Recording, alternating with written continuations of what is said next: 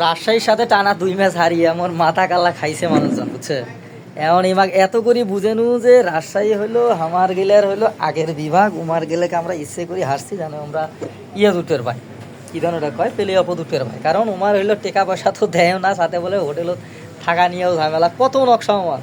কারণ এই জন্য আমাকে 2টা ম্যাচ সুযোগ দিছি যে তোমরা না কোনো রকমে ঠেলি ঠুলিয়ে উপরে ওঠো। এখন তাহত অবশ্যই বিপদত, কারণ হইলো উমাক যে এই কয়দিন যে আর কয়দিন যে যদি খেলা লাগে মানে হোটেল ভাড়া দিবে করে দেখি, খাবার বেলা দিবে করে দেখি, আরও কত কাহিনি। এখন ওইটা কথা নয়, কথা আমার লাগছে আজকে রংপুরের খেলা আমার লাগছে 142 না 43 রান জানি করছে। এই ম্যাচ যদি হারে তাহলে তো মনে করো যে মোর অবস্থা খুব খারাপ হইবে। এই জন্যে খুব টেনশনের মধ্যে আসুন। আর আশা করুন যে রান হয়েছে ইয়েতে করি, কিন্তু যে বলার আমার গেলের আছে নাহিদ রানা, তোমার ওই যে আকিব জাভেদ আরও শরীফুদ্দিন না কি ধরুন নাম, শরীফুদ্দিন, এই তো তো হইলো এগুলো দিয়ে আমরা কাম করবো।